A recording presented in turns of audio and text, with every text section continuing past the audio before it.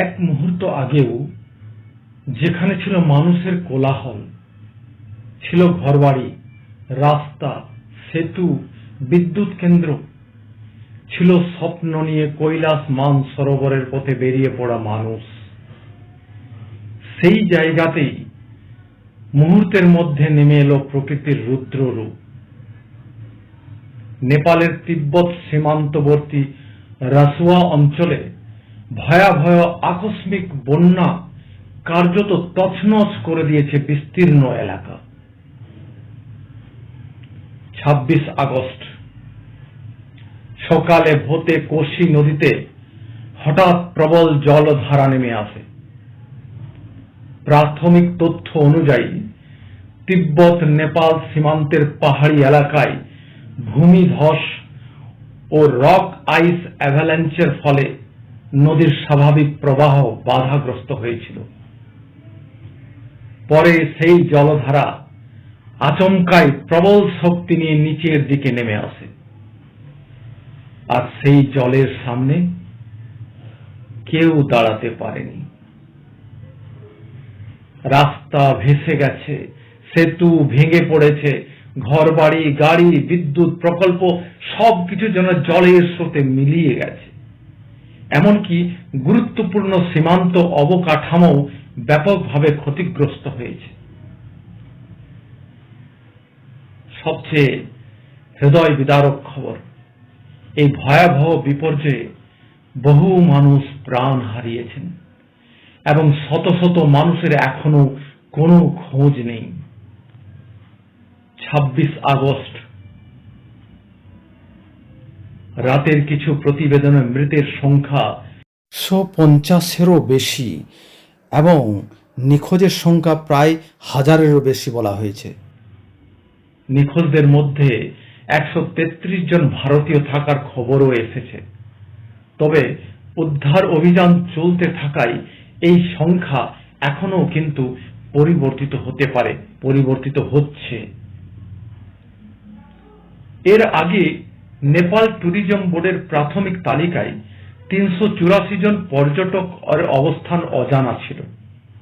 384 জন যাত্রীর অবস্থান অজানা ছিল, যার মধ্যে 105 জন ভারতীয় এবং 37 জন এনআরআই ছিলেন।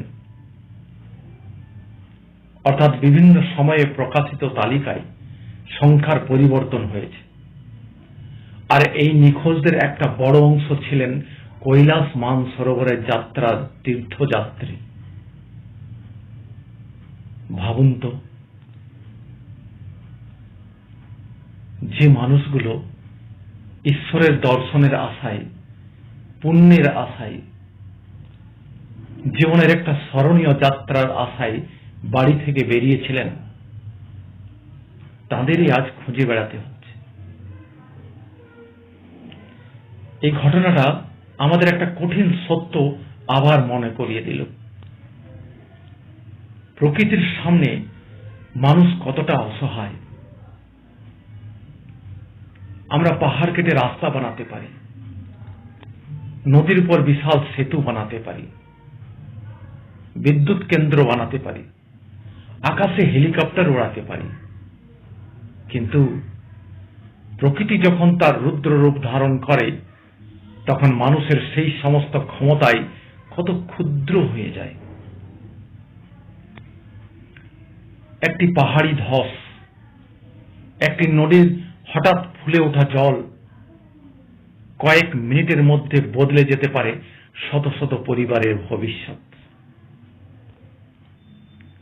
আজ নেপালের এই বিপর্যয় শুধু একটি দেশের খবর নয়, এটি মানব জাতির জন্য একটি সতর্কবার্তা।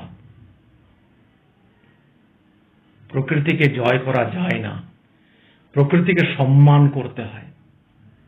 পাহাড়, নদী, বন, হিমবাহ সবকিছুর সঙ্গে ভারসাম্য রেখে চলতে হয়, কারণ প্রকৃতি আমাদের জীবন দেয়, কিন্তু তার শক্তিকে অবহেলা করলে সেই প্রকৃতি মুহূর্তে সবকিছু কেড়ে নিতে পারে। আজ আমাদের প্রার্থনা একটাই, যারা নিখোঁজ রয়েছেন তাদের যেন জীবিত অবস্থায় উদ্ধার করা যায়। যারা প্রিয়জনকে হারিয়েছেন তাদের এই অসহনীয় শোক সহ্য করার শক্তি দিক ঈশ্বর। আর নেপালের এই ভয়াবহ বিপর্যয়ে ক্ষতিগ্রস্ত প্রতিটি মানুষের পাশে দাঁড়াক গোটা মানব সমাজ। প্রকৃতির রুদ্ররূপের সামনে মানুষ অসহায়, কিন্তু মানুষের মানবিকতা যেন কখনো অসহায় না হয়।